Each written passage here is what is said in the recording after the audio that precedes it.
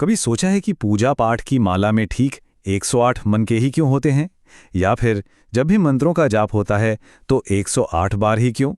देखिए, संख्या 108 सिर्फ एक नंबर नहीं है, बल्कि सनातन धर्म में छिपा एक बहुत गहरा रहस्य है।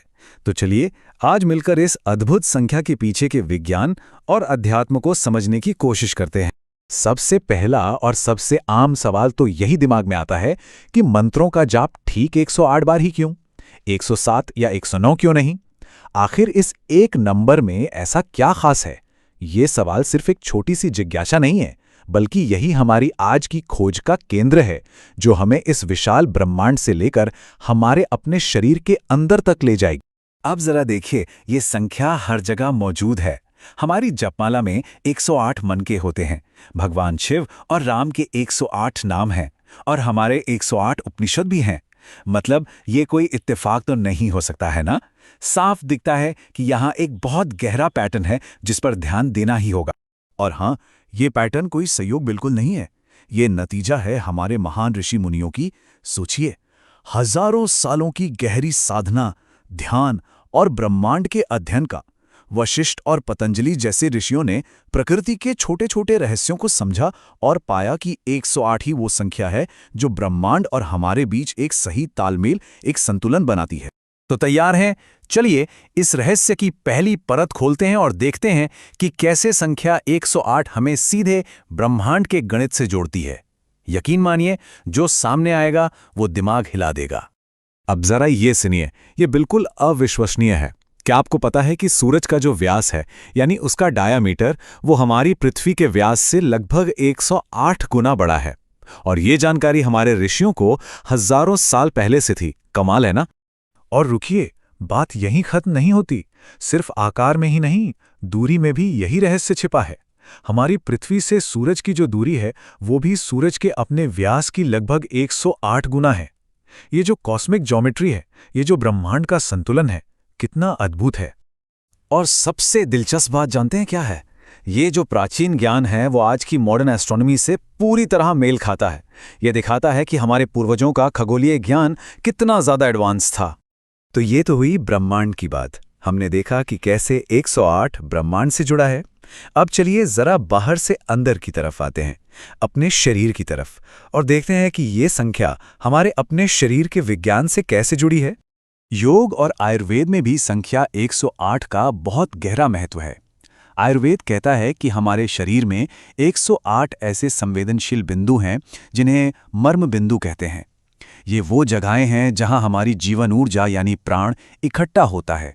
वहीं योग शास्त्र के अनुसार हमारे हृदय चक्र पर ठीक 108 ऊर्जा की धाराएं यानी नाड़ियां आकर मिलती हैं।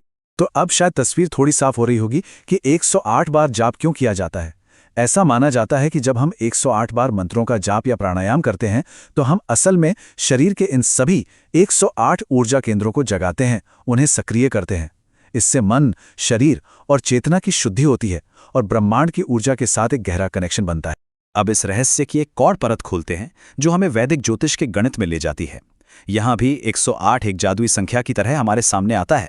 देखिए, वैदिक ज्योतिष में 12 राशियां और 9 ग्रह माने गए हैं। अब जरा इन दोनों को गुणा कीजिए। 12 गुणा 9 कितना हुआ? जी हाँ, 108। ये संख्या ज्योतिष के हिसाब से ब्रह्मांड के पूरे चक्र और उसकी गति को दर्शाती है। और एक और कमाल का कनेक्शन देखिए। वैदिक ज्योतिष में 27 नक्षत्र होते हैं और हर नक्षत्र के 4 चरण या पद होते हैं।